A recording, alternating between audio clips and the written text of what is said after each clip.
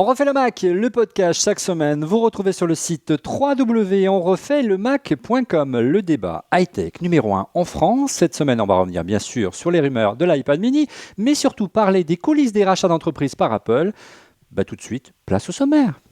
Apple multiplie les rachats de start-up. On a appris dernièrement l'acquisition de Particle, un spécialiste de l'HTML5, ou encore Color, une application de partage de photos mobiles. Aussi, On refait le Mac vous propose de pénétrer dans les coulisses de la vente à Apple de ces jeunes entreprises, avec le témoignage exclusif de Philippe DeWost, ancien PDG d'ImSense. Cette société a été achetée par Apple en 2010 pour améliorer la qualité du rendu de l'appareil photo de l'iPhone. Et n'oubliez pas les bons plans d'On refait le Mac, une promotion spéciale vous est réservée rien que pour vous par Macway sur un produit à découvrir en fin d'émission. On refait le Mac épisode 115, Apple m'a racheté.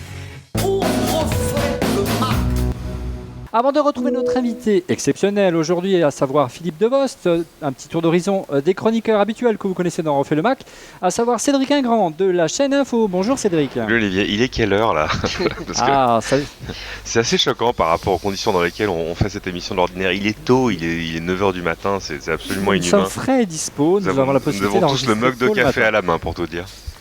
Bien, autre chroniqueuse que vous retrouvez désormais chaque semaine dans On refait le Mac, c'est bien sûr Fanny Bouton. Bonjour. Du site fannysparty.com. Bonjour Fanny. Bonjour. Écoute, ça va. Alors, non, Fanny, Cédric, il exagère, on a fait plus tôt à Tokyo. Hein. Ouais, mais avec le décalage horaire, ça paraît moins violent, bizarre. Alors, Fanny, c'est notre vigie du web, donc qui est en charge de récolter vos questions sur Twitter. Donc, n'hésitez pas à nous poser vos questions via l'hashtag ORLM, autre chroniqueur récurrent, un personnage récurrent de cette émission, c'est bien entendu Monsieur X, cet ancien personnage d'Apple qui avance, visage masqué. Bonjour Monsieur X. Ouais, mais j'ai pas besoin de masque là avec les cernes que j'ai vu l'heure diurne à laquelle on enregistre. Je suis caché au naturel. Je dirais personnage récurrent, mais abrasif aussi. Et abrasif, oui, tout à fait. Et dernier personnage récurrent et abrasif lui aussi, c'est bien sûr Rodrigo Sepúlveda-Schultz, investisseur, podcasteur et entrepreneur. Bonjour Rodrigo. Abrasif toi-même, c'est ma voix qui est abrasive ce matin. Alors mesdames, messieurs, avant de retrouver notre invité, donc Philippe DeWost, retour sur ce qui est désormais officiel, la présentation par Apple qui est programmée la semaine prochaine, le 23 octobre. Ce sera mardi prochain à 18h40 sur On refait le Mac. On est en train de mettre en place un dispositif pour couvrir ça en vidéo comme d'ordinaire et en direct.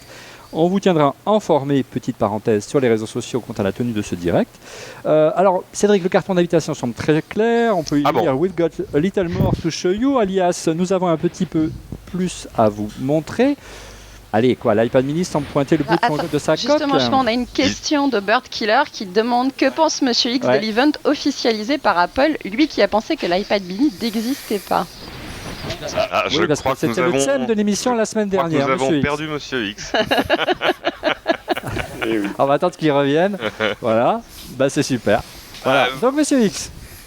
Écoute, comme on dit, je suis pas encore mort. Tant que l'event n'a pas eu lieu, on ne sait pas si c'est un iPad mini. Bon, ça en a quand même l'air, très franchement.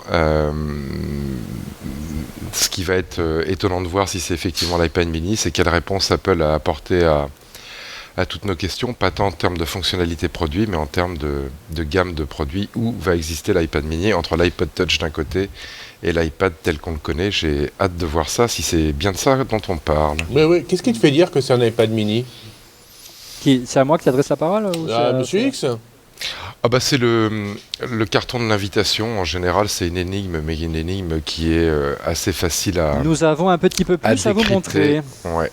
Un petit peu plus. Ça pourrait correspondre, vu la période de l'année, au lancement de nouveaux Mac, que ce soit des portables ou des iMac, mais je pense pas que l'invitation dirait la même chose.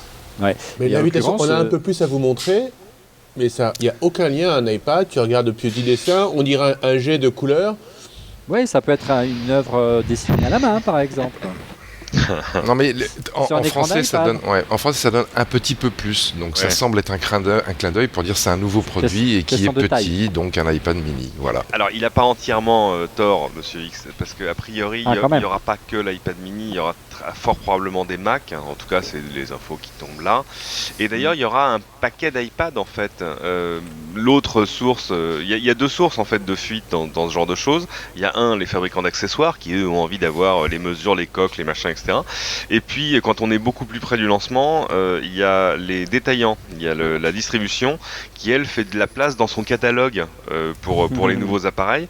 Et on a vu des détaillants allemands, je crois, qui rajoutaient 24 références d'iPad dans leur catalogue. Alors attention, parce que 24 références d'iPad, c'est le petit moyen, le moyen modèle et le modèle grand, tout ça dans toute leur conjugaison de couleurs. Mais quand même, l'iPad mini, s'il sort en 2 couleurs et en 3 modèles, ça fait 6, il en reste 18. Ça veut dire probablement que l'iPad existant pourrait être rafraîchi, par exemple pour lui rajouter un connecteur Lightning, enfin pour arriver à rationaliser la gamme. La vraie question, c'est peut-être qu'Apple a envie de rationaliser toute sa gamme, par exemple autour des nouveaux formats d'écran qu'on a sur l'iPhone 5 et sur le dernier iPod Touch. Ça veut dire qu'il aurait un écran 16 neuvième. Par exemple, hein, mais ça va poser des questions, parce que depuis le début, on nous dit que l'iPad en 16 neuvième, c'est quand même un truc pas terrible, parce que quand on le tourne sur le côté, ça fait une espèce de grande fenêtre étirée. Enfin, voilà. Pour paraphraser Steve Jobs, en gros, c'est de la merde.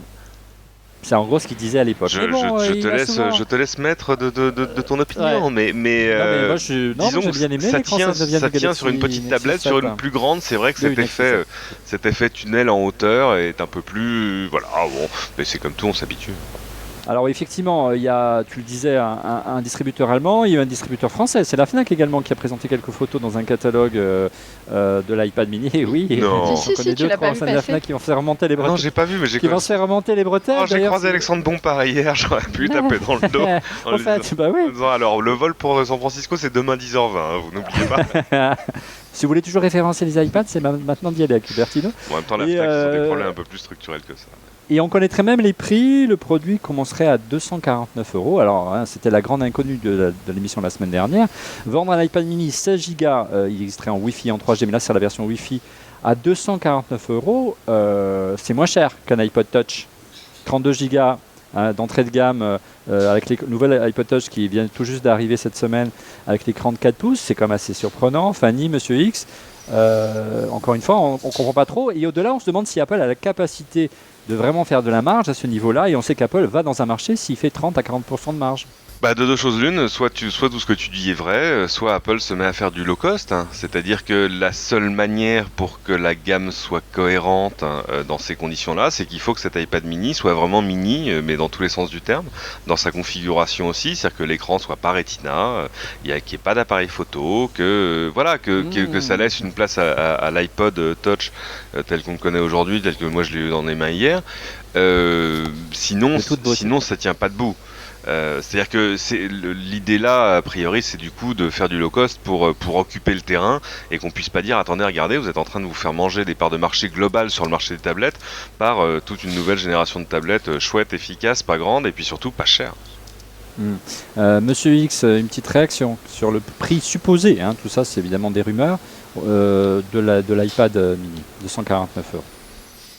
Bah écoute, je pense que pour le bénéfice d'avoir une série de prix entre l'iPod Touch, ses potentiels nouveaux iPad mini et l'iPad, Apple sera peut-être, prêt à faire un petit effort en termes de marge et peut-être rogner un petit peu pour descendre à 30% et avoir une histoire qui va être claire à raconter d'abord aux journalistes et ensuite aux consommateurs, mais c'est pas trop dans les habitudes de la maison, donc on nage un peu en terre inconnue là et on a hâte de voir ce qui va être annoncé. Maintenant, faire un petit peu moins de marge pour se rattraper derrière, vendre plus de produits et puis vendre des applications, c'est ce que tout le monde fait en termes de modèle économique, donc ça serait peut-être un peu une entorse à la règle interne d'Apple en termes de marge, ça serait pas une entorse par rapport au marché, donc Apple ne serait, s'ils ne font ça, que revenu à la normale. Si ce qu'on croit savoir est vrai, il y a plein de choses qui plaident pour ce lancement, je ne vais pas dire en catimini, parce que Apple fait pas de lancement en catimini, mais ce lancement, on va dire, le plus discret de l'année. D'abord, l'iPad serait, pas noyé, mais presque, au milieu de toute une nouvelle gamme d'iMac, de peut-être un nouveau MacBook Pro Retina 13 pouces, de nouveaux Mac Mini, enfin bref. Moi, il se trouve que je pourrais pas être à Londres pour aller voir l'événement la semaine prochaine, parce que je serai en reportage. Il y a un événement à Londres, hein, c'est pas encore fait. Je sais pas, il suffirait que je lise mes mails pour te le dire, je vais quand même aller vérifier. Tu vas regarder de suite, hein, tu vas nous dire voilà. ça. Donc tu disais, Cédric, possibilité de présentation bien au-delà de l'iPad mini, hein, MacBook Pro, Mac Mini, iMac, ça fait très longtemps qu'on les attend, donc on est assez impatient ici à la rédaction d'iCriate. Il y a toujours plein de symboles hein, dans ce genre d'événements d'Apple, notamment le lieu où a lieu forcément cette présentation. Elle n'aura pas lieu à San Francisco, elle n'aura pas lieu à Cupertino, mais à San José. Monsieur X, c'est un endroit connu, un endroit où Apple a déjà présenté notamment des iPods, je crois. Alors comment on peut interpréter ce lieu, d'après vous, d'après toi? Ouais, écoute, c'est pas très loin effectivement de Cupertino, et si ma mémoire est bonne, je me rappelle au moins d'un lancement là-bas qui était le lancement de l'iPod U2, donc qui était en noir et rouge, et qui avait été lancé par Steve avec tout le groupe U2 et notamment Bono sur scène. C'est bon temps. Alors est-ce qu'il faut y voir un symbole? Écoute, un message ouais, je ne sais pas, il y avait peut-être que cette salle-là disponible. Et puis, tout bêtement, peut-être aussi une volonté d'avancer visage masqué, un rôle que vous connaissez bien, à savoir ne pas réserver les salles habituelles à San Francisco. À partir de là, on ne savait pas qu'Apple avait un événement, mais ils auraient pu très bien programmer ça au sein de Cupertino aussi. Donc, oui, voilà, c'est ce que j'allais te dire. Plus récemment, quand Apple avait besoin d'organiser des événements rapidement, il le faisait sur le campus d'Apple. Mais je pense qu'il n'y avait pas beaucoup de place. Ça, c'était une première chose. Un amphi était tout petit de mémoire. Et puis, l'ambiance qui en ressortait était pas géniale. Donc là, ça voudrait dire qu'ils ont besoin d'emmener avec eux beaucoup de journalistes et d'être dans un endroit un peu plus festif que l'amphi interne. Simplement, leur petit amphi, il est vraiment léger. Hein. Moi, la dernière fois qu'il a été utilisé, c'est pour le lancement de l'iPhone 4S. Alors là, forcément, c'était la veille de la mort de Steve Jobs, donc ils avaient quand même des raisons de pas faire des trucs un peu, de pas faire plus flashy. Mais surtout, c'est tout petit. Il y a même pas la place de mettre, tu vois, 2 bouts d'estrade avec des démos, etc. C'est très très très limité en termes de place. Ouais, voilà. On aura la réponse la semaine prochaine, mesdames, messieurs, notamment si nous organisons donc ce direct le 23 octobre. Donc si nous sommes en direct, nous y travaillons, c'est compliqué. Croyez-moi, à 18h40 sur onrefaitleMac.com. Revenons donc à la thématique de cette émission, à savoir Apple m'a racheté. Vous le savez, Apple réalise de plus en plus d'acquisitions d'entreprises et de start-up prometteuses pour intégrer leur technologie, leur savoir-faire et bien sûr leurs œuvres. On a convié avec nous à cette émission aujourd'hui Philippe Devost. Bonjour Philippe. Bonjour. Alors Philippe, pour te présenter brièvement, hein, tu es un personnage connu dans le milieu notamment milieu de la nouvelle économie en France. Tu es t'es fait connaître qu'en étant l'un des personnes qui ont commencé l'aventure de Wanadoo en France. Et puis surtout, tu étais le CEO, le PDG d'ImSense. Qu'est-ce qu'était ImSense, Philippe, en quelques mots? Alors, ImSense, c'est une boîte qui a été fondée en Angleterre par un professeur spécialisé en théorie de traitement d'image et qui avait à son actif déjà un paquet de brevets.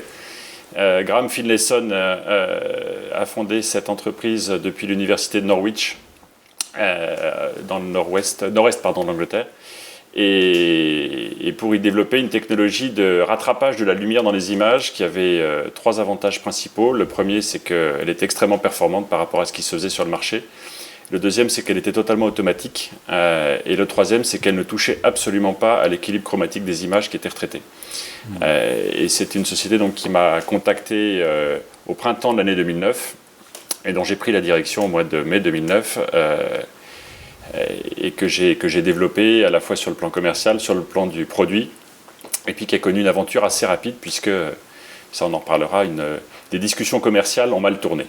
Alors, tu l'as dit brièvement, Apple a racheté depuis cette entreprise. Donc merci Philippe de nous accorder ce témoignage en exclusivité pour On refait le Mac. C'est plutôt rare que des acteurs qui ont participé comme ça à des fusions-acquisitions, parce que c'est ça dont il s'agit pour ton ancienne entreprise, acceptent de témoigner, même si aujourd'hui il n'y a plus forcément de secret. Tu rentres plus dans le cadre, dans un cadre légal qui te forcerait à garder le secret. Mais ça fait toujours plaisir et ça va nous permettre, avec toi, tout au long de cette émission, de rentrer un petit peu dans les coulisses justement de l'acquisition d'une entreprise. Alors, de manière chronologique toute bête, Philippe, comment sont passés les premiers contacts? Est-ce que c'est Apple qui est venu vous chercher ou c'est au contraire vous qui avez pris contact directement avec Cupertino? Alors, c'est nous qui avons pris contact avec Cupertino, mais à une époque où on était en train de planifier le développement commercial de l'entreprise. Encore une fois, ImSense, au moment où j'en ai pris la direction, c'était une technologie qui cherchait à devenir un produit, qui cherchait à toucher un ou plusieurs marchés. Ça avait un avantage et un inconvénient, c'est que c'était une technologie qui était très très générique, c'est-à-dire que ça pouvait aller absolument partout. Ça pouvait être à la fois intégré dans des logiciels de traitement d'image professionnels pour faire gagner 3 à 4 minutes par photo à des pros, et c'est ce qu'on a fait en le vendant comme un éditeur de plugins pour Photoshop. Ça pouvait être également utilisé dans des pipelines de traitement d'image beaucoup plus automatiques, puisqu'encore une fois, il n'était pas nécessairement obligatoire d'intervenir sur des réglages. On pouvait laisser les algorithmes travailler tout seuls. Donc ça, c'était un deuxième étage qui, lui, nécessitait d'avoir des discussions industrielles beaucoup plus poussées, avec des constructeurs de capteurs et des gens qui travaillent dans le pipeline de traitement logiciel d'image juste derrière le capteur.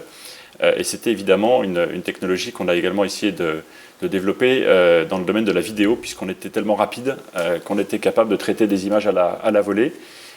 Comme ce sont des marchés sur lesquels les cycles de vente n'ont pas du tout la même durée, on a commencé à discuter directement avec des éditeurs de logiciels. On est allé voir pas mal de monde dans la Silicon Valley. On est allé voir Adobe qui nous a fait un joli coup de Not Invented Here et qui nous a expliqué qu'ils avaient largement de quoi faire comme des grands. On est allé en voir d'autres qui ont nettement plus accroché. Et puis on est allé voir Apple dans des conditions un tout petit peu particulières. Il faut savoir qu'Apple est une entreprise qui, sur chacune des technologies clés qu'elle maîtrise et qu'elle veut maîtriser, dispose d'experts internes qui sont directement autorisés et voire même mandatés, responsables de répondre à la question: est-ce que c'est une technologie qui fonctionne? Est-ce que ça vaut le coup? Est-ce que c'est implémentable dans nos architectures? Et en l'occurrence, sur l'image, il y a des personnes au sein d'Apple qui sont en permanence en charge de certains domaines très compartimentés au sein d'Apple, pour te résumer, c'est ça Philippe? Oui, et qui sont un petit peu les messieurs de cette technologie qui sont en charge d'alerter les dirigeants d'Apple sur des technologies innovantes, en charge de les alerter, mais aussi qui pourraient apporter une valeur ajoutée, c'est bien ça. Oui, absolument, mais c'est aussi des gens sur lesquels, en tout cas à l'époque de Steve Jobs s'appuyait directement et auquel il posait directement des questions sur les sujets qui l'intéressaient.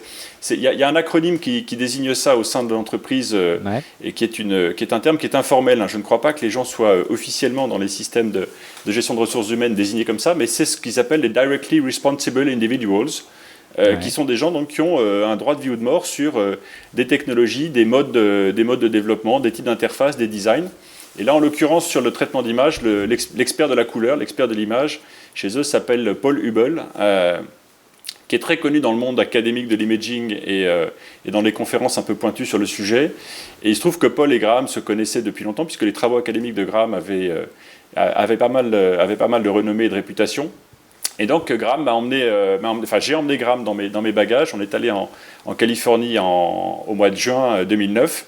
Et on a eu un premier contact avec Paul. Tu le disais, Philippe, vous êtes directement adressé à Apple. Le fait, parce qu'on ne l'a pas dit en préambule de cette émission, que tu es passé déjà par Apple au début de ta carrière, tu peux le rappeler notamment à ceux qui nous regardent, ça a facilité les relations, et pour convaincre les hommes en place, c'était les mêmes déjà? Tu étais en 94 pour un stage, je crois. J'ai fait un stage, dans le cadre de mes études de télécom, j'ai fait un stage de 7 mois à Cupertino, dans l'équipe qui travaillait sur le Newton. Et dont il ne restait quasiment plus rien en termes de personnes 15 ans après, puisque la plupart d'entre eux avaient suivi ensuite les aventures du PDA chez Palm notamment, puis chez Palm Source, certains étant partis chez BI avec Jean-Louis Gasset. Et donc, non, j'ai pas retrouvé... La seule chose qui me restait de mon expérience passée, c'était l'adresse d'Infinite Loop et le fait de savoir comment y aller. Donc les bâtiments n'avaient pas changé, mais les bâtiments n'avaient pas changé. Ça n'avait pas aidé, quoi. Le relationnel n'a pas forcément aidé pour convaincre les dirigeants d'Apple à ce moment-là, ou du moins le responsable de veiller à ce genre de technologie. Non, et c'est une entreprise, en tout cas pour l'expérience que j'en ai eu, qui ne fonctionne pas comme ça. C'est une entreprise qui sait exactement ce qu'elle cherche, qui a une capacité assez phénoménale à dire oui ou non et à le dire très vite. Et ce sont des tentatives à un seul coup. C'est-à-dire qu'une fois qu'Apple vous a dit non, c'est pas la peine d'insister, ils sont passés à autre chose. Alors, on va faire un petit tour d'horizon avec peut-être avec Fanny. J'ai une petite question justement d'Adrien XP3 qui demande par contre, si Apple décide de racheter une start-up, est-ce qu'on peut dire non à Apple ? Ah bah on peut toujours dire non. Bien sûr, la difficulté de la question qui est posée par Adrien, c'est que c'est pas vous qui dites non, sauf si vous êtes le fondateur et l'actionnaire majoritaire de l'entreprise, ce qui n'était pas mon cas. Mais on était venu me chercher pour diriger une entreprise qui était en manque de patron à plein temps. Et donc la première chose que vous faites quand Apple vous fait cette proposition-là, c'est que vous allez consulter vos actionnaires, vous allez consulter votre board, et que c'est lui qui vous donne un mandat de négociation, et dans lequel on aurait parfaitement pu décider de dire non, oui. Cédric, Rodrigo, Monsieur X, que vient de décrire Philippe, à savoir ces responsables vraiment de la veille au sein d'Apple qui peuvent alerter très rapidement le board d'Apple en disant regardez ces technologies, il nous la faut absolument, il faut l'acheter, etc. etc. Il y a des précédents, vous connaissez ce modèle dans d'autres structures que celle d'Apple ? Ouais, alors c'est sûrement des gens très très bien chez Apple, ils le font sûrement de manière très méthodique. Moi, si vous vous souvenez, j'avais une boîte qui faisait de l'hébergement vidéo. Un petit peu comme YouTube ou Dailymotion Vpod, au début, pour pas la nommer. donc Vpod TV, on avait démarré en septembre 2005, on avait un premier proto 4 mois après en décembre 2005 et on a fait une levée de fonds de janvier à mai 2006. Pendant tout ce temps-là, et YouTube a été lancé genre février-avril, on ne sait pas trop, 2005, Dailymotion février-avril 2005, vous voyez, c'est un marché qui avait un an. Et pendant tout ce temps-là, moi j'ai parcouru l'Europe et le monde dans des conférences pour parler de la vidéo en ligne, et tout le monde me disait, il n'y a pas de marché pour la vidéo en ligne. Et à Paris, on a eu 2 term sheets de VC, parce que tous les autres, donc term sheets c'est propositions d'investissement, parce que tous les autres me disaient, il n'y a pas de marché, montrez-nous un acteur américain. Donc, je vous donne le contexte européen, d'accord ? Et bien, en mai, on a closé, et je crois que c'est fin mai, on avait déjà été approché par Yahoo, par Google et par News Corp pour se rencontrer et étudier des partenariats. Des partenariats. Donc avec mon associé, on est parti dans la Silicon Valley, je ne sais plus si c'était fin mai ou au début juin 2006, alors que tout le monde ici nous disait qu'il n'y avait pas de marché, quand on allait essayer de voir des clients, pas de marché. Et on a été reçu donc un jour à Sunnyvale chez Yahoo. Et il y avait un mec du marketing, un mec des partenariats et un mec des fusions-acquisitions dans la salle. Je lui dis, mais qu'est-ce qu'il fait là, lui ? Et il posait des questions sur la boîte qui n'avaient rien à voir avec le produit. Le lendemain, on va au Googleplex, chez Google, et pareil, il y avait un mec marketing, un mec du produit et un mec des fusions-acquisitions. Et le vendredi, on est allé à New York, chez News Corp, et pareil, dans la salle, il y avait un mec des fusions-acquisitions. Donc c'est un mode de pensée des Américains de se dire, en même temps, on va développer peut-être un partenariat avec une start-up très jeune, et ils savent les détecter à l'autre bout de la Terre quand même. C'est ça qui est vraiment étonnant. Mais il faut venir dans les réunions également des gens en fusion-acquisition. Donc ça, c'est une spécificité, c'est Rodrigo, plutôt de la Silicon Valley, ce qui manque peut-être un petit peu chez nous, en clair. Enfin, je vous parle des très gros acteurs de l'époque de la Silicon Valley qui fonctionnent comme ça. Qui ont les moyens d'acheter. Oui, mais qui fonctionnent comme ça. Je ne sais pas si ici... Alors, ici, j'ai vu des très grosses boîtes. J'ai jamais eu ça. J'ai jamais eu le mec des achats chez Orange dans la première réunion de contact. Oui, parce que moi je l'ai vu dans des boîtes françaises, mais je n'en dirai pas plus. Mais si vous avez une grosse activité sur le web et que tout à coup il y a une techno qui vous intéresse ou un site qui vous intéresse, un service qui vous intéresse, vous allez négocier avec eux, mais vous êtes sur 3 modes de négociation presque en même temps. C'est d'abord un simple partenariat sur tiens, on va héberger un bout de votre truc en marque blanche chez nous, ou alors on va vous payer pour utiliser votre service. Mais si on vous paye, peut-être que pour le même prix, on peut prendre 20% des parts de votre très jeune start-up et tout à coup le produit il ne coûtera plus rien. Donc finalement, c'est assez logique que les choses se fassent comme ça. Mais en même temps, moi c'est la première fois que j'entends de la bouche de Philippe qu'il y a chez Apple des responsables clés, pas tant du business ou des fusions-acquisitions, mais de technologies clés, parce que j'imagine qu'il y en a un pareil pour le stockage, il y en a un autre, etc., etc.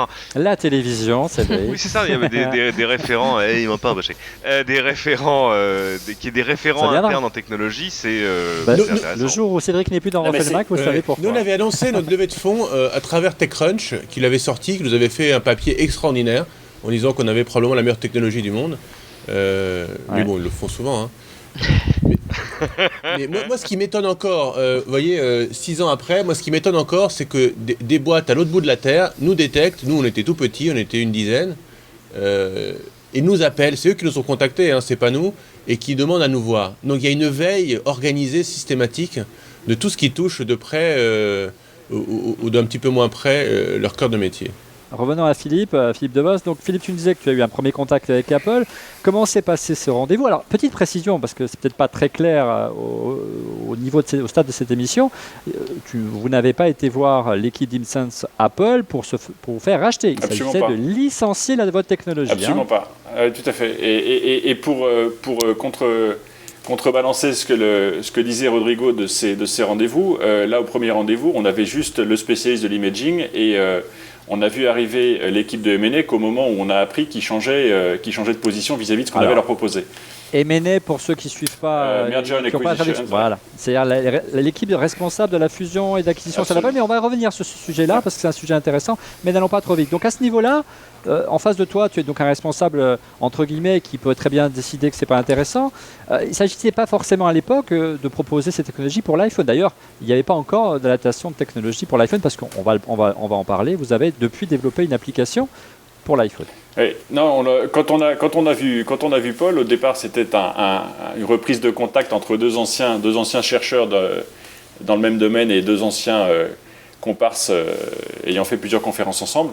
Et Paul est venu assez vite challenger d'une part Graham sur les progrès qu'il avait fait en matière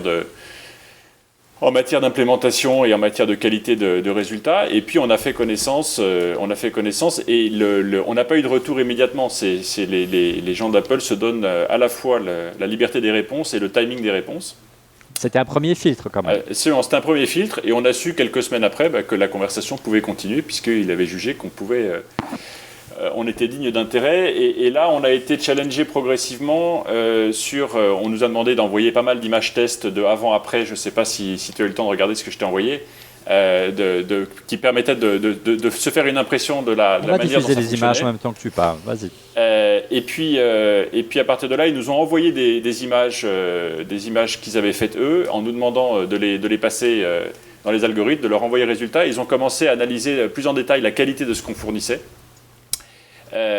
Et puis ensuite, et tout ça en interne, hein, et puis ensuite, ils nous ont posé des questions plus précises d'implémentation sur la capacité que nous aurions à faire entrer nos algorithmes à l'intérieur de leurs architectures logicielles et notamment alors le framework, je ne sais pas comment on va traduire ça en français, mais de Core Image, qui est le grand ensemble le grand jeu de bibliothèques logicielles par lesquels ils font tout le traitement et la manipulation des pixels. Donc il ne s'agit pas donc Philippe uniquement de travailler pour iOS, même si ce n'était pas encore le sujet d'actualité, mais plutôt travailler pour les applications natives plutôt du Mac, savoir iPhoto et Aperture. Il y a eu une deuxième rencontre très rapidement qui s'est organisée avec Apple. Les discussions ont suivi leur cours. Encore une fois, le temps de faire le portage sur Core Image et de leur montrer qu'on était capable de le faire, ça a pris à peu près 2 mois. C'était quand même un travail qui n'était pas innocent pour nous. Parce que jusque-là, on avait développé ces algorithmes et ces technologies de manière extrêmement générique, le but étant de pouvoir l'implémenter dans à peu près tout, sans avoir de dépendance à des implémentations matérielles particulières. On ne misait pas sur l'accélération graphique des différents processeurs qui apparaissaient dans les smartphones. On avait commencé à regarder ce que ça pouvait donner, mais on voulait éviter de fragmenter le code et éviter de maintenir trop de souches différentes tant qu'on n'avait pas trouvé le premier marché dans lequel on déployait. Et donc, vous avez par la suite, Philippe, rencontré le responsable, le monsieur iPhoto et Aperture, je crois. Donc on a ensuite vu le patron des applications, et notamment des applications d'imaging d'Apple, qui lui gère un très grand nombre d'équipes. Paul Hubel n'a, je crois, aucun collaborateur direct. C'est un expert interne. Il travaille avec tout le monde, mais il ne fait travailler personne en direct. Et ce monsieur d'iPhoto et d'Aperture, c'est Greg Gilley, qui est un ancien d'Adobe, qui a été un des patrons business de toute l'activité Photoshop, et qui est passé chez Apple de mémoire en 2006 ou 2007, quelque chose comme ça. Donc à ce stade des négociations, là on est à peu près à l'automne 2009, ça se négocie. Il s'agit toujours de licencier la technologie et de la vendre sous forme de licence à Apple pour qu'il l'utilise éventuellement dans iPhoto ou Aperture. On ne parle toujours pas de l'iPhone à ce moment-là. On ne parle toujours pas de l'iPhone. Et ce qui n'est pas étonnant, parce que même à l'intérieur d'Apple, je pense que Monsieur X ne me contredira pas, il y a des équipes qui travaillent sur des morceaux de code et qui ne découvrent qu'à la fin que les implémentations qu'ils ont développées vont servir dans des produits qu'ils n'avaient pas imaginés. Complètement vrai. Votre voisin de bureau peut travailler sur un sujet dont vous n'aurez connaissance que dans 2 ans. Voilà, ça fait partie des charmes de cette entreprise. En fait, il y a Félix qui nous demande si quand une start-up est rachetée, c'est forcément pour être implémentée ou est-ce que ça peut être aussi pour étouffer la concurrence ou la technologie. Alors c'était une grande spécialité de Microsoft dans les années 90, notamment ce genre de choses. Oui, Philippe. Alors dans le cas d'Apple, en tout cas pour ce que j'en ai vu, dans notre cas particulier, c'était clairement pour implémenter la technologie. C'était très probablement aussi pour en priver les autres, mais ça va avec. Et c'était enfin pour continuer à compléter le portefeuille de brevets d'Apple dans le domaine, puisque une des raisons pour lesquelles je suis resté très silencieux depuis l'acquisition jusqu'à maintenant et qui ne vous a pas échappé, c'est qu'il y a eu des procès monumentaux entre Apple et d'autres grands acteurs industriels autour de la propriété intellectuelle qui se sont manifestés cet été. Et on avait simplement voulu éviter d'être embarqué là-dedans. Alors, et donc les négociations continuent, mesdames, messieurs, vous intervenez comme vous voulez, mais les négociations continuent, Philippe, jusqu'à le printemps, avril 2010, quelques mois seulement avant l'arrivée de l'iPhone 4 et la fonction HDR dans l'iPhone 4. Mais ça, vous ne le saviez pas encore. Entre-temps, vous avez sorti, j'ai oublié de le dire, une application pour iPhone qui s'était baptisée ImSense, qu'on a découvert d'ailleurs avec Cédric ensemble, et on avait été assez bluffés. Tu nous avais fait la démo à l'époque, on peut voir les vidéos, et qui correspond en gros à ce que fait aujourd'hui l'iPhone, en résumé, dans le HDR. Et on peut peut-être raconter l'anecdote. On va la raconter. Cédric, on faisait une émission ensemble dans Refait le Mac au début de l'été 2010 et on voulait vous présenter l'application. Et là, soudain, Cédric, qu'est-ce qui s'est passé ? Il n'y avait plus d'application. Elle avait disparu. Elle a disparu. Elle n'a plus dans l'App Store. Qu'est-ce qui se passe ? C'est fou ces applications qui disparaissent. C'est quand même bizarre. On s'est dit, il y a baleine sous gravillon. Oui. Mais n'allons pas trop vite. Donc il y a eu une brusque accélération en avril 2010, je crois, Philippe. Et il semblerait que Steve Jobs ait piqué, je crois, une grosse colère. Alors ça, c'est ce qui nous a été remonté par plusieurs sources différentes qui toujours ont évoqué le sujet de manière très très discrète. Mais Steve Jobs aurait piqué donc une colère dont il avait une de ces colères dont il avait le secret, en expliquant notamment que le niveau de la caméra et du bloc optique de l'iPhone n'était absolument pas à la hauteur du produit lui-même, de son image et de son prix. Il avait du temps. Et exigeant de ses ingénieurs et des gens qui étaient dans la salle qui trouvent une solution. Et ce qui nous a été rapporté encore une fois de manière indirecte, c'est que notre nom avait été évoqué à plusieurs reprises comme une solution possible. Jusque-là, on prenait ça comme un message assez encourageant du fait que nos discussions commerciales allaient aboutir. Et moi, je pars donc dans la Silicon Valley au printemps pour boucler ma négo commerciale et boucler mon premier gros accord de licensing avec Apple. Et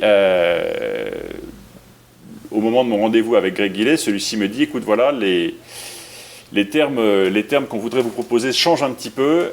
Il serait pas mal que tu appelles ton board et tes actionnaires pour savoir s'ils sont ouverts à une discussion d'acquisition. J'ai un mandat pour vous faire part de cette intention d'Apple de vous racheter. Avec des dollars plein les yeux. Voilà. Et alors, ce qui est intéressant dans ces cas-là, donc encore une fois pour les auditeurs, moi j'étais pas fondateur de la société, j'en étais pas propriétaire. Donc, malheureusement. Et donc par conséquent, j'étais mon premier devoir, c'était de m'assurer auprès de mes actionnaires de l'étendue du mandat qu'ils me donnaient et puis de la position qu'ils prenaient face à cette offre de rachat. Et donc je les ai au téléphone dans la nuit. Et là, je suis aidé par un petit coup de pouce du destin, puisqu'il y a un volcan du nord de l'Europe au nom totalement imprononçable qui décide de bloquer le trafic aérien entre la France et les États-Unis. Ce qui fait que je suis coincé à San Francisco. Chez un de nos camarades communs qui m'héberge le temps que j'arrive à retrouver un avion. Oh, laisse-moi deviner, à côté du Pier 39. Voilà, pas très très loin. Pas très très loin. Mais bon, bref. Voilà. Vas-y, dis son prénom. Non, dis rien. Ça commence par un B et il a une très jolie moto. Et puis voilà. Et ça se termine par un B aussi, et il se reconnaîtra. Il se reconnaîtra. Allez, on avance. Et donc, ça me permet de rester quelques jours de plus et donc d'entamer directement les discussions. Et c'est là que je vois arriver l'équipe de fusion-acquisition qui prend le relais assez rapidement et avec lesquels donc, on prépare les premiers cadrages de la négociation. Alors, avant de rentrer dans justement la négo, comment elle s'est passée, j'imagine qu'elle a été rude. C'est soudainement le fait que, tout simplement, Steve Jobs pique une colère d'un projet d'acquisition parmi, j'imagine, d'autres. C'est devenu un projet prioritaire au sein d'Apple. Alors, ça je ne le saurais jamais parce que Apple est d'une discrétion absolue sur les tenants et aboutissants et le contexte. Ce que je sais, c'est qu'en 2010, ils ont fait l'acquisition... Steve Jobs a du poids quand même dans la société. En 2010, il avait les manettes et qu'en 2010, ils ont fait 10 acquisitions de sociétés. On était l'une des 10. Chacune d'entre elles correspondait à un besoin ou à un sujet très particulier. Alors, avant de parler encore une fois de la fusion en elle-même et tes négociations avec l'équipe de fusion-acquisition, pourquoi Apple a choisi d'acheter ces technologies et pas se contenter d'un contrat licensing dans un premier temps ? Je pense qu'il y a deux raisons à ça. Alors, en fait, ils avaient 3 choix. Soit ils développaient eux-mêmes, et après tout, ils ont suffisamment d'ingénieurs et d'ingénieurs très brillants pour pouvoir le faire. Ce qu'ils ont fait d'ailleurs, avec la fonction HDR, mais ça, vous ne le saviez pas. Ça, on ne le savait pas. Et puis on a vu... L'iPhone 4 est arrivé quelques semaines plus tard, quelques mois plus tard, dans iOS 4 avec une fonction HDR. Bien moins performante qu'ImSense. Bon, on a vu le résultat. Non, mais soit ils le faisaient, et il y avait au minimum pour eux entre 2 et 3 ans de travail pour arriver au niveau de ce qu'on avait déjà. Ensuite, il y avait un deuxième sujet pour eux qui était la propriété intellectuelle, puisqu'ImSense détenait une dizaine de brevets complètement clés sur la manière dont on traitait les pixels pour remettre de la lumière dans les images. Et puis, ils ont dû s'apercevoir, entre-temps, on avait aussi on avait démontré la technologie lors d'une conférence spécialisée sur l'imaging, qui était la conférence SIGSIGHT, qui est assez connue des professionnels du secteur, et dans lequel ça avait fait la présentation avait fait un tabac, parce que tout simplement, on avait des résultats magnifiques à présenter. Et je pense qu'ils ont souhaité éviter que d'autres puissent en profiter, et ça arrogeait le droit exclusif de pouvoir utiliser la technologie eux-mêmes et eux seuls. Si je me souviens bien, Philippe, ça tournait que sur Windows à l'époque. La démonstration, on n'avait pas packagé les algorithmes comme on pouvait. On était une boîte essentiellement d'ingénieurs. Il y avait beaucoup d'ingénieurs de R&D et très peu de capacité d'habillage. Donc on avait fait une première version qui était une espèce de prototype qui tournait sous Windows. On avait fait un prototype qui commençait à tourner sur Mac, mais qui encore une fois n'avait comme seul objectif que de montrer ce qu'on était capable de faire et pas du tout de rentrer dans un modèle de commercialisation directe d'application. C'est pareil sur l'application iPhone qu'on a développée. Le principal objectif était de montrer que ça pouvait tourner dans un téléphone et que donc ça pouvait changer la manière dont les gens faisaient des photos sur leur smartphone. Le but n'était pas d'en faire un business en direct. Alors, ce qui est important, tu l'as dit il y a un instant, Philippe, c'est que vous aviez eu la clairvoyance de bien verrouiller votre technologie par des brevets. En clair, si vous ne l'aviez pas autant verrouillé, peut-être qu'Apple aurait été, même si ça leur a pris du temps, tenté de copier la techno plutôt que de l'acheter. Bref, petite parenthèse. Alors, il y a un personnage clé que tu as rencontré rapidement et qui a mené les négociations pour Apple pour racheter ImSense. Il s'agit d'Adrian Perica. Qui est donc Adrian Perica au sein d'Apple, Philippe ? Alors, Adrian Perica, j'ai pas sa bio sous les yeux, mais Adrian Perica, c'est un ancien de Goldman Sachs qui est recruté par Steve Jobs en 2008 ou en 2009, ça il faudra qu'on retrouve, au moment où Apple vient de se faire souffler une acquisition qui les intéressait par Google. De mémoire, ce serait probablement AdMob, ce sera vérifié. AdMob, ouais. La publicité sur mobile. Absolument. À peu près 800 millions de têtes fait par un entrepreneur d'une trentaine d'années qui s'appelait Omar Aoui, financé par Axel. Voilà. Et Apple se fait souffler le deal pour une raison toute simple, c'est que jusque-là, ils n'ont pas d'équipe de fusion-acquisition dédiée. Et que ce sont donc les patrons de division qui, lorsque Steve Jobs donne un go pour envisager un rachat d'entreprise, prennent en plus de leur job existant développement ou commercialisation d'API, cette tâche supplémentaire de conduire des négociations. Ils n'ont pas d'équipe d'avocats, enfin ils ont leurs avocats, mais ils ne sont pas organisés en termes de processus pour pouvoir affronter ce type d'acquisition. Et donc Jobs, après cet échec, décide de recruter un spécialiste des fusions-acquisitions, va chercher Adrian Perica chez Goldman Sachs et lui confie la charge de monter une petite équipe qui, à l'époque, devait faire une dizaine de personnes environ. Et on rencontre Adrian au début du processus et assez rapidement, il y a un de ses responsables qui conduit la suite des discussions avec nous. Cédric, Monsieur X, encore une fois, on voit bien le fonctionnement très particulier d'Apple sous l'ère de Steve Jobs, qui fonctionne un peu comme une petite entreprise. Ça semble hallucinant qu'aujourd'hui, qu'on connaît la taille d'Apple, qu'elle n'ait pas à l'époque une équipe qui est en charge de la fusion et de l'acquisition. Non, il ressemble surtout à une entreprise qui préfère les choses qui sont gérées en interne. C'est-à-dire que quand on a besoin de quelque chose, on le crée. 10 acquisitions pour Apple en une année, vu la taille d'Apple aujourd'hui, c'est pas grand-chose. Hein. Quand tu regardes la frénésie d'acquisition que tu peux voir chez un Google, qu'on a vu pendant longtemps chez un Microsoft. Chez un Cisco. Chez un Cisco, voilà, où on acquiert de manière absolument habituelle des startups quand on voit une technologie, un produit, quelque chose de prometteur. Aujourd'hui, dans la Silicon Valley, on acquiert même des startups pas pour le produit et pas pour la techno, mais juste pour acquérir l'équipe. Parce qu'on dit, tiens, c'est bien ce qu'ils ont fait, ça nous intéresse pas beaucoup, mais par contre, ce qu'ils pourraient faire à notre service pourrait être intéressant. Donc voilà, ça, c'est pas des choses qui sont apparemment dans l'ADN d'Apple, ou en tout cas qui l'étaient à l'époque. Monsieur X, brièvement. Oui, c'est vrai, mais enfin, elle est quand même aussi capable de faire des acquisitions de produits finis et pas uniquement de technologie. On peut se rappeler d'une entreprise allemande qui s'appelle Logic, qui sont des produits pour faire du compositing et, de musique et qui existe toujours dans les solutions vendues par Apple, qui était donc une solution allemande, un éditeur berlinois qui avait un produit sous Windows et sous Mac et qui vivait très bien, qui était un des leaders, si ce n'est le leader qualitatif de son marché. Et Apple a racheté toute l'entreprise pour ensuite conserver le produit Mac et tuer le produit Windows. Dans ces cas-là, on ne parle pas d'acquisition de technologie très précise, on parle bien de l'acquisition d'une entreprise complète. Et forcément, dans ces cas-là, Apple a un département fusion-acquisition. Ou alors ils le sous-traitent à l'extérieur, leur département fusion-acquisition, mais j'y crois pas beaucoup. Donc ça dépend où on se place. C'est vrai qu'Apple fait pas beaucoup d'acquisitions d'entreprises et beaucoup d'acquisitions de technologie. Et quand ils font de l'acquisition de technologie, c'est pas tant un département constitué qui le fait que des spécialistes de la techno. Maintenant, Apple aurait besoin de racheter un concurrent direct. Il mettra en place un département fusion-acquisition digne de ce nom, n'en doutez pas. Donc tu avais un commentaire, Rodrigo. Oui, j'ai plusieurs questions pour Philippe. Pour rebondir sur les départements de fusion-acquisition des grosses boîtes, je me souviens quand on en parlait, voire on s'échangeait avec Philippe il y a quelques années, 2010, il y avait deux autres boîtes qui faisaient du traitement de l'image comme ça, qui étaient des plugins Photoshop, Aperture, Lightroom, qui étaient DxO, et Nik Software. Et moi j'ai beaucoup utilisé DxO quand j'utilisais encore mon Canon, surtout pour le traitement optique, donc les aberrations optiques et chromatiques.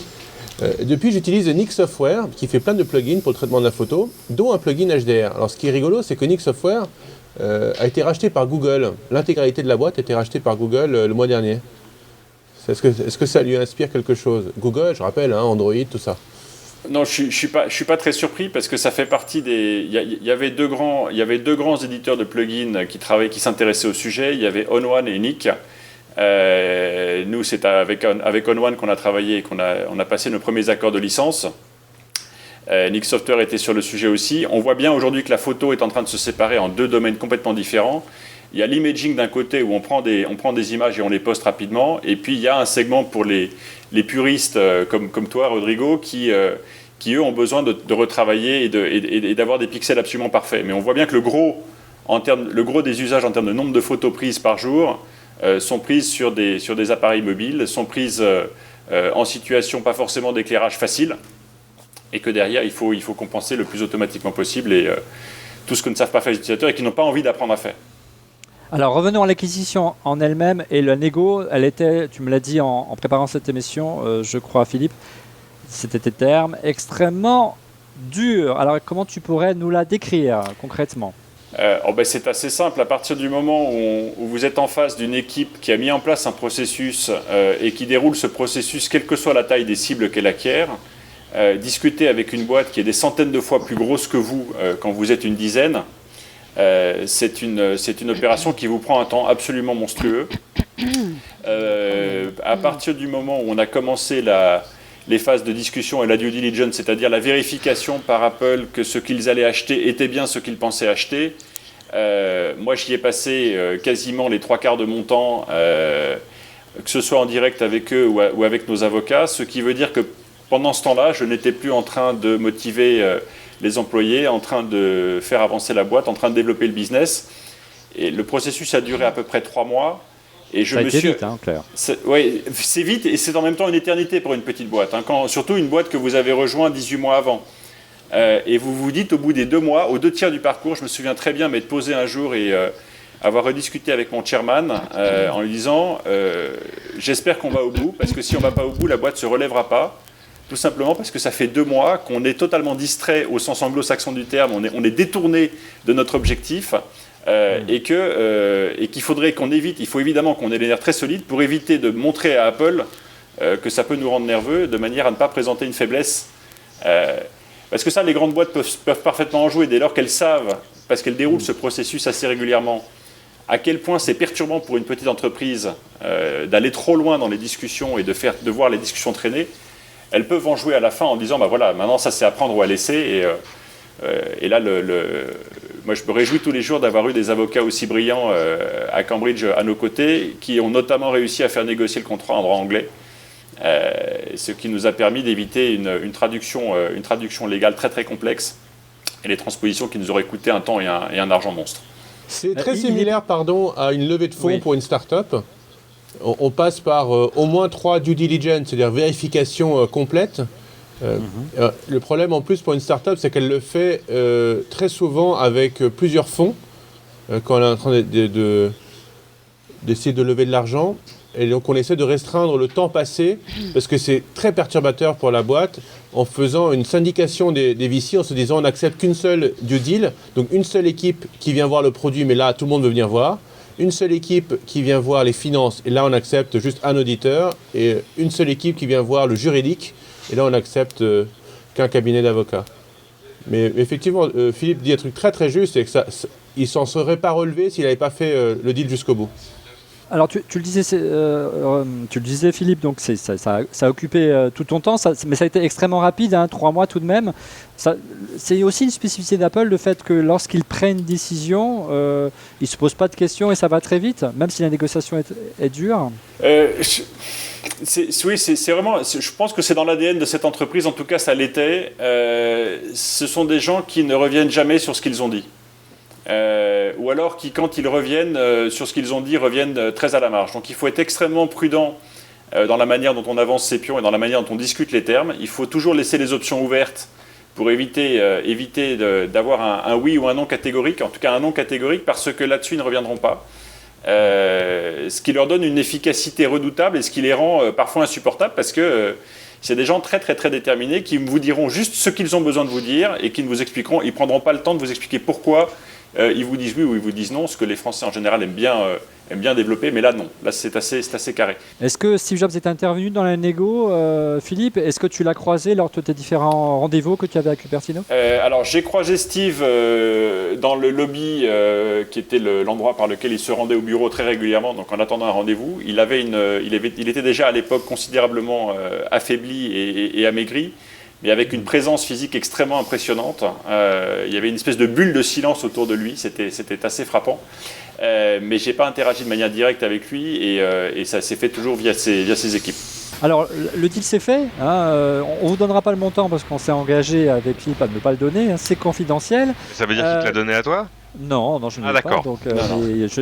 je poserai pas la question, ne vous étonnez pas, parce que c'est vrai que c'est une question qui vient naturellement. Alors, comment s'est passée l'intégration d'ImSense avant de parler de la technologie où elle se retrouve aujourd'hui dans iOS? Comment ça s'est passé pour tes équipes? Qu'est-ce qu'elles sont devenues? Très simple, le deal s'est fait le 15 juillet 2010. Le 16 juillet 2010 à minuit 1, l'ensemble des employés d'ImSense passaient sous contrat de travail Apple. ce qui fait qu'il ne restait dans ImSense que des loyers et des locaux, mais que l'entreprise pouvait être préparée à être fermée. Ensuite de ça, le processus de transfert des employés et des ingénieurs vers Cupertino a commencé. À mesure que ceux-ci recevaient leur visa H1B, puisque pour travailler aux États-Unis, quand vous êtes ingénieur, le visa le plus courant, c'est le H1B, qui est celui de spécialiste, qui permet à des entreprises américaines de recruter des gens d'origine étrangère parce qu'ils savent faire des choses pour lesquelles il n'y a pas de compétences aux États-Unis. Et quand vous êtes Apple, d'une part, vous n'avez aucun mal à obtenir ce genre de visa de la part de l'immigration, et d'autre part, surtout quand vous pouvez argumenter du fait que ces compétences-là, vous êtes allé les chercher par une acquisition, ce qui prouve bien que vous ne les aviez pas en interne. Et donc progressivement, mes ingénieurs sont partis. J'oubliais également de préciser dès le 16 juillet 2010 à minuit 1, mes ingénieurs ont arrêté de me parler de ce qu'ils faisaient. Ça, ils ont pris la culture d'entreprise de suite. Le culture du secret, ils l'ont intégré d'emblée. Ils avaient lu dans les détails le contrat de travail que leur avait proposé Apple et qu'ils avaient accepté, qui était à la fois très généreux et très intéressant pour eux, y compris sur le plan des stock options. Bah tiens. Mais qui était également assez strict en ce qui concerne la confidentialité. Ouais. Et par la suite, j'ai gardé des contacts avec chacun d'entre eux, mais nos conversations sont essentiellement centrées sur la météo et le trafic sur la 101. Sur l'autoroute 101 qui relie San Francisco à San José. Ce qu'ils t'ont dit, c'est un bouleversement profond de passer sous l'étendard Apple en termes d'organisation de travail, en termes de pression de travail. On sait que les salariés, et M. X, c'est bien passé pour le savoir, sont très sollicités. Alors, est-ce qu'ils sont heureux, d'après ce que tu sais, dans leur boulot au quotidien? Alors, pour tous ceux, et notamment ceux que j'ai revus cet été en passant à Cupertino déjeuner avec Greg Gillet et l'équipe, et une partie de l'équipe. La prochaine fois, appelle-nous, on viendra avec toi. Oui, moi, avec plaisir. Bien sûr. Non, ils sont tous heureux. Pour eux, c'est la chance de leur vie, parce que c'était des ingénieurs qui avaient tous entre 28 et 32 ans, qui étaient au sommet de leur art, mais qui exerçaient leur art dans une toute petite entreprise. Le fait de travailler dans une des plus belles entreprises du monde aujourd'hui, et sur des sujets sur lesquels ils continuent à être excellents, mais dans lesquels ils savent que ce qu'ils font est déployé et va toucher des dizaines de millions d'utilisateurs, je pense que c'est une satisfaction qui est énorme. Et encore une fois, ils le font dans des conditions financières et de recrutement qui sont excellentes. Maintenant, c'est vrai que la plupart d'entre eux m'ont simplement dit qu'ils travaillaient très dur et qu'ils travaillaient beaucoup, mais ils s'y attendaient. Alors, venons à la conclusion de cette émission, à savoir qu'est devenue cette technologie acquise par Apple au sein aujourd'hui de l'iPhone. On l'a dit, à ce moment-là, HDR arrivait dans l'iPhone, donc ce n'est pas forcément ImSense qui l'a fourni. Il a fallu combien de temps, tu penses, pour l'intégrer, et comment elle se traduit aujourd'hui dans nos téléphones à la pomme croquée, Philippe? Alors, il y a premier élément de réponse, pour compléter ce que tu disais, les ingénieurs sont partis en Californie, les brevets sont partis en Californie, donc maintenant toute la maîtrise est là-bas. Ils ont pris pendant 6 mois en contrat de consulting le fondateur de l'entreprise qui lui voulait revenir à son monde académique et revenir dans son université de Norwich. Mais donc il a passé 6 mois chez Apple à les accompagner sur l'intégration et sur la génération suivante d'algorithmes. En général, quand on regarde les acquisitions faites par Apple et de technologie et la sortie d'un produit, il s'écoule au moins 12 mois. Et c'est pour ça que j'étais assez surpris que des gens fassent le lien entre le HDR de l'iPhone 4 et l'acquisition d'ImSense, puisque c'était matériellement pas pensable qu'Apple prenne le risque d'intégrer une technologie dans un produit qui sortait quelques semaines plus tard.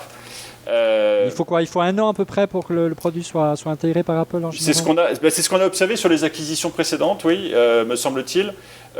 Et donc là, sans avoir aucune, encore une fois, confirmation de mes ingénieurs, puisqu'ils ne me disent rien, je pense qu'une partie de nos algorithmes a été intégrée dans la chaîne de traitement d'image.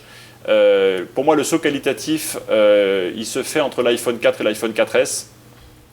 Je pense que ça se retrouve également pour partie avec un traitement très soft dans le mode d'amélioration automatique qui est proposé maintenant sur iOS, mais encore une fois, ce ne sont que des hypothèses et je sais que je n'aurai jamais de confirmation sur le sujet.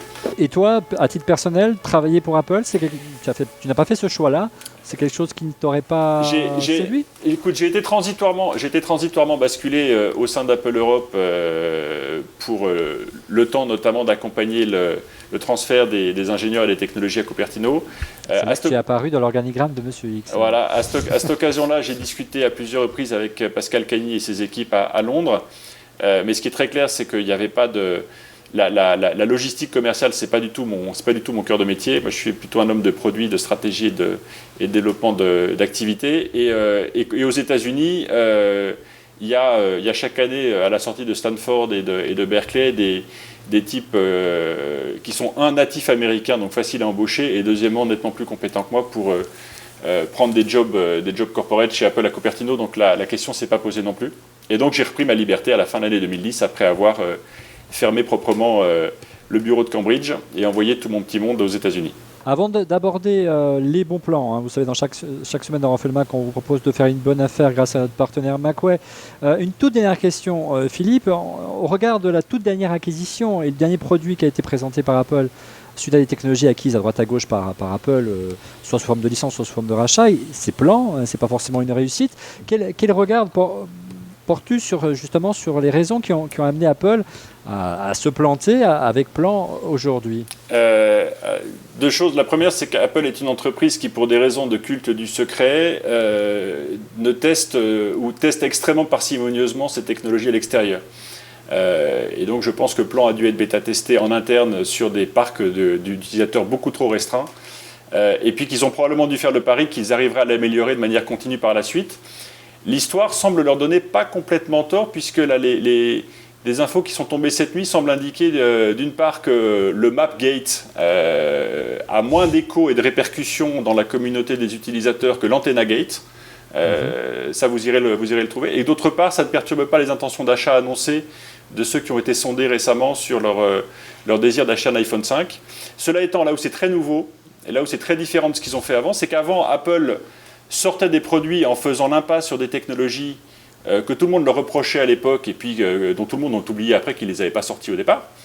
Prenez le premier iPhone, il n'y avait pas de copier-coller. Beaucoup de gens s'en sont émus, ont poussé des grands cris et puis tout le monde a oublié que ce n'était pas sorti. Parce que le copier-coller, quand il est arrivé, était implanté impeccablement. Les opérateurs ont pleuré parce qu'il n'y avait pas de MMS dans les premiers iPhones. Et tout le monde a pardonné entre guillemets à Apple parce que le MMS maintenant est bien intégré. Là, c'est un peu différent sur Maps, puisqu'il ne s'agit pas d'un produit qui arrive tard, il s'agit d'un produit dont l'implémentation rompt ou brise l'expérience utilisateur des dizaines de millions d'utilisateurs précédents. Et puis, on voit que le produit a une capacité d'évolution, mais c'est vrai qu'on peut se poser la question si Apple n'aurait pas pu faire une transition plus en douceur en gardant Google Maps en parallèle. Mais c'est vrai qu'on n'a pas en tête et on ne connaît pas les conditions de contrat qui liaient à Google, à Apple.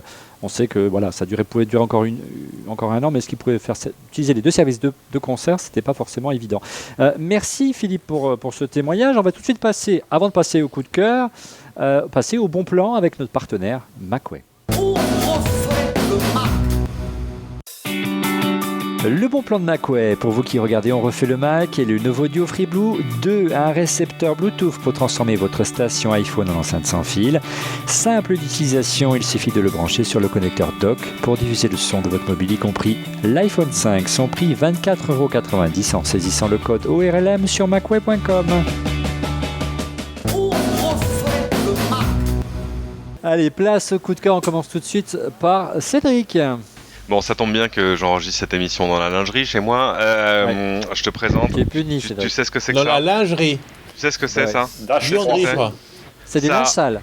Non, c'est du linge propre, hein, mais ce sont toutes mes chaussettes orphelines, toutes celles pour lesquelles je ne sais pas pourquoi, comment est-ce que j'ai fait pour perdre une deuxième chaussette verte, tu vois ce que je veux dire. C'est très très énervant. Et encore, moi j'ai le bon goût, parce que pour essayer de simplifier la vie, de mettre des chaussettes de couleur, merci Uniqlo, ce qui simplifie un peu la tâche. J'imagine pas ce qu'est la vie de ceux qui n'ont que des chaussettes noires par exemple. Il y en a qui l'ont imaginé. C'est un site qui s'appelle... plusieurs paires de la même marque, la même couleur, même taille. Voilà, c'est toujours noir. Oui, mais et après ça devient interchangeable. Tu sais pas si t'es en train de matcher une vieille chaussette avec une nouvelle chaussette. Enfin, ça va pas du tout, quoi. Bref, messieurs, nous sommes en retard. Il y a des gens qui ont imaginé de très près quel est ce problème. C'est un site qui s'appelle blacksocks.com qui vend des chaussettes noires. Et qui donc a plein de clients qui ont ce problème de chaussettes pas ou mal appairées. Et ben ils ont fait une app. Il y a une app pour ça maintenant. Vous allez sur blacksocks.com/app et ils ont fait apparemment un accessoire qui va vous permettre de trier vos chaussettes. En clair, les chaussettes vont intégrer un tag NFC. C'est pas vrai. Mais si. Ce qui va permettre tout à coup de savoir dans un tas de chaussettes d'abord s'il y a une paire. Et le truc va faire ding ding, il y a une paire, laquelle. Ah bah voilà, c'est ces deux-là qui vont ensemble. Ah, et pour les filles, on peut aussi appairer d'autres trucs aussi. C'est bien, dis donc. Qu'est-ce que tu veux appairer chez les filles ? Je ne vois pas. Demande à ta femme, elle comprendra. J'en prends bonne note sans être sûr de vraiment comprendre de quoi. On avance. Avançons. Enfin voilà, je trouve l'idée mignonne et ça fait en tout cas une très belle démo. Oui, très bien. Autre coup de cœur, celui de Fanny. Alors moi, c'est une petite appli pour faire marcher les neurones et pour occuper le temps quand on a peu de temps. C'est l'appli Enveloppe HD, c'est sur iPad. C'est un peu comme faire de l'origami 3D. Il faut reprendre des petits points et refaire ces petits pliages. Donc vous verrez sur la vidéo. C'est très mignon et c'est très intéressant. Voilà. Et ça coûte cher, c'est gratuit, c'est non. Même pas $1. Voilà, même le prix fera rire, comme dirait Cédric. Voilà. Monsieur X, ton coup de cœur ce soir. Alors mon coup de cœur, c'est pour une application, et même deux applications iPad, de chez un éditeur toulousain, tout petit, qui s'appelle Happy Cadabra, et qui met en musique sur iPad des contes pour enfants avec des blockbusters que vous connaissez comme Pinocchio et Cendrillon. Alors moi j'ai des filles, j'ai un iPad, donc ça me sert beaucoup à la maison. Allez voir leur site, allez voir leurs applications, c'est très très bien fait. Donc ça c'est Happy Cadabra, et puis je donne simplement un lien en plus, parce que moi j'ai écouté toute l'intervention de Philippe avec évidemment beaucoup d'intérêt. Et si vous voulez aller un petit peu plus loin pour comprendre comment Apple achète ces technologies, va les chercher, l'idéal c'est d'aller revoir cette interview de John Rubinstein, dont je vous donne le lien chez Engadget, où il explique comment à l'époque il est allé sourcer les technologies au sein de l'iPod, notamment le fameux disque dur. Voilà, un très très belle interview de John Rubinstein. John Rubinstein qui était donc à l'époque le numéro 2, le numéro 3 d'Apple, en charge notamment du développement matériel, ouais. Voilà, et qui est parti depuis, je sais pas, HP, et aujourd'hui sur le marché, Tim, si tu nous regardes. Philippe, quel est ton coup de cœur ou ton coup de gueule ce soir ? Moi, mon coup de cœur, c'est matin, parce que c'est le matin. Mon coup de cœur, c'est un service qui s'appelle Sanebox et qui te fait du tri et du filtrage de tes emails. À distance et en ne regardant que les en-têtes de tes emails, donc sans aller lire à l'intérieur comme Gmail pourrait le faire, et qui te fait gagner un temps assez monstrueux parce qu'il ne reste dans ta inbox que les trucs qui te sont vraiment destinés et que tu veux voir, et tout le reste est dans un dossier de choses à lire plus tard. L'ergonomie est assez bien fichue et j'ai été épaté par la capacité qu'ils ont eue à trier et analyser 15 ans d'emails, 150 000 messages et à pas tomber à genoux. Ouais. Sanebox, S-A-N-E-B-O-X. Je vais essayer de suite. Et support de très grande qualité. Pas d'autres coups de cœur coup de gueule si je peux. Oui, bien sûr. Oui, j'attends toujours que Mountain Lion soit compatible avec le futur et avec le passé et accepte donc de gérer correctement mon carnet d'adresses, mes notes, etc. Sur cet iMac, puisque sur l'autre Mac sur lequel je suis resté sur Lion, tout se passe bien, sur les iPhones tout se passe bien, mais sur Mountain Lion c'est la cata. J'espère que le message passera. Dernier intervenant avec les coups de cœur, bien sûr, c'est Rodrigo, sa grande spécialité. Brièvement, hein, Rodrigo, je compte sur toi. Bien sûr, tu sais ce qui se passe la semaine prochaine ? Non. Événement planétaire. Non. Mais si. Quoi, le direct de Refait le Mac De quoi tu parles ? Événement planétaire. Le lancement de Windows 8. Mais non, événement planétaire. Je sais pas, je sais pas. Allez, en avance. Je vous donne une indice. Bien sûr, Skyfall, voilà, c'est ça. Ah oui, elle est charmante la James Bond girl, elle est charmante. On va fêter les 50 ans de James Bond. 50 ans de James Bond. Et tu n'as toujours pas d'Aston Martin. Et je n'ai toujours pas l'invitation pour l'avant-première qui a eu lieu lundi dernier. Et oui, j'ai toujours pas vu. Mais non. Mais ça sort vendredi 26, il paraît. Donc vous me trouverez dans la salle en train de faire waouh, oh, trop fort. Oh, donc James. c'est ton coup de cœur. Non, pas du tout. Non. mais le mailing marketing très efficace d'Apple de cette semaine vous dit télécharger tous les vieux James Bond en qualité HD, remasterisé, digital, machin, tout ça. C'est une très bonne idée de revoir les James Bond. D'ailleurs, moi j'ai revu From Russia With Love cette semaine. Trop bien. Deuxième coup de cœur. Oui, deuxième coup de cœur. On m'a took my breath away. Comment on dit? Le souffle est parti de mon corps. Couper le souffle. On m'a coupé le souffle.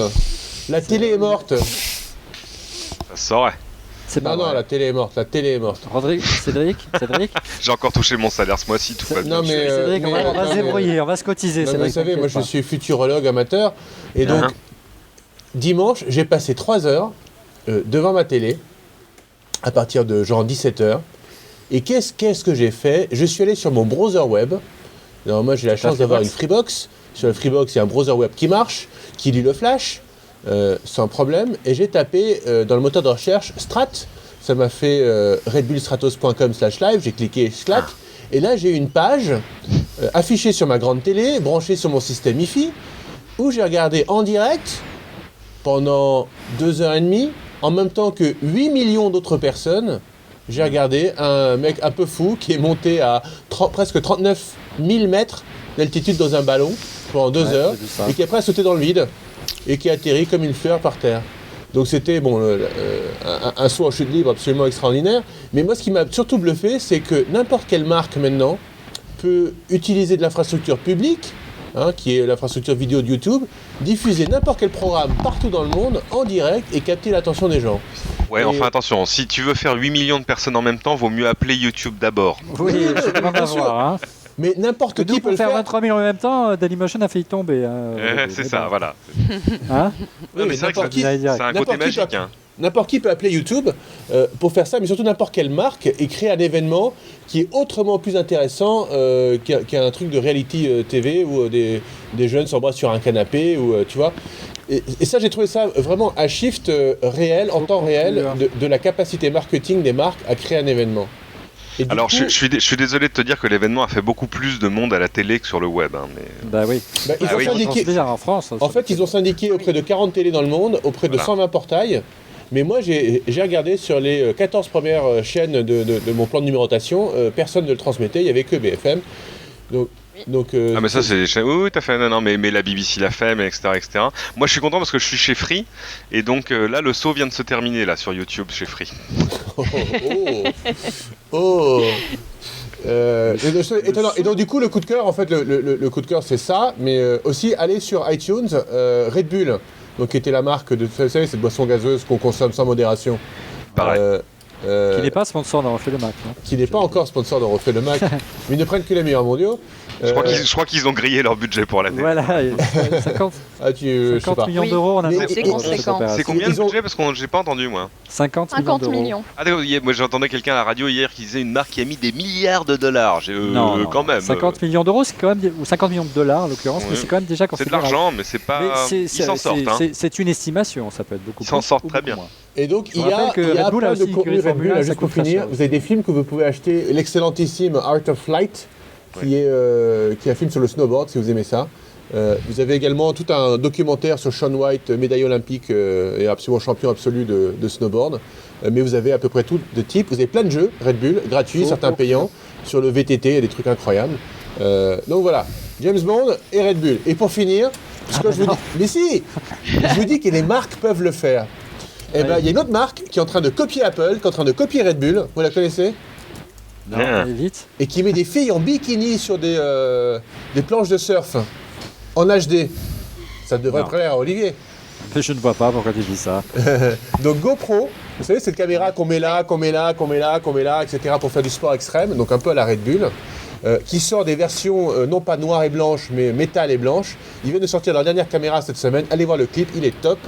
C'est la Hero 3. On va le diffuser. C'est la nouvelle caméra. Hero 3, ouais. C'est la nouvelle caméra. Alors ça vaut un petit peu d'argent, ça vaut jusqu'à 399,99 $. Mais top. Et en termes de marketing, ça ne m'étonnerait pas que GoPro, tu vois, commence à faire des trucs aussi shadés que Red Bull. Et c'est ce qu'ils ont commencé à faire un petit peu. Il a sauté avec des caméras GoPro, le jeune homme de Red Bull. Hein. Mais absolument. Voilà, merci Rodrigo. Alors tu parlais d'applications et de l'avenir de la télévision. Moi, c'est une application également qui pourrait préfigurer ce que pourrait proposer demain, si elle arrive, on espère qu'elle arrivera tous, la télévision d'Apple.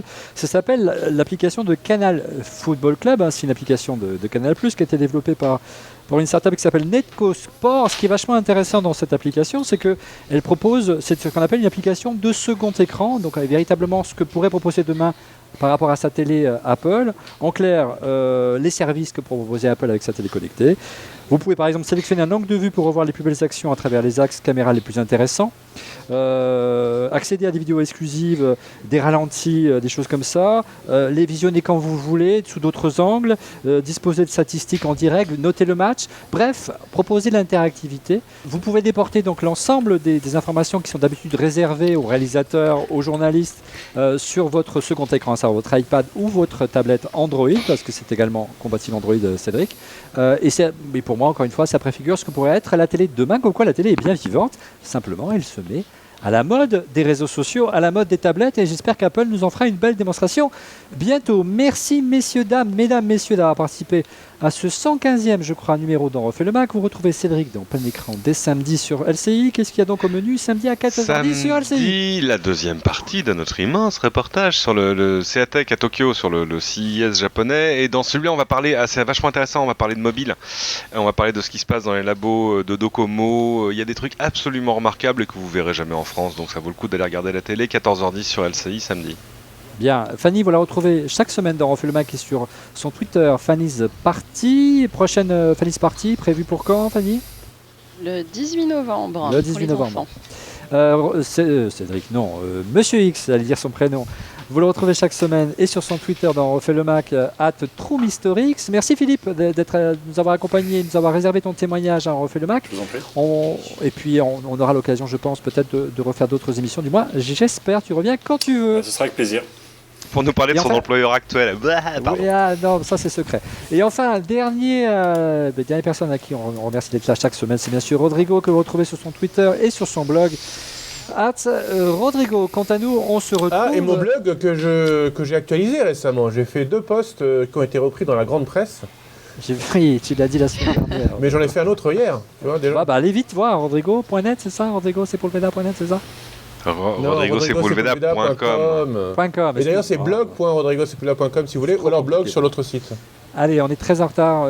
On vous donne rendez-vous à la semaine prochaine pour le direct. On vous tiendra informé du dispositif que nous mettons en place pour couvrir la keynote et éventuellement l'arrivée d'un prochain iPad mini. À la semaine prochaine, donc mardi, si tout va bien, 18h40 sur onrefaitlemac.com. Bonsoir.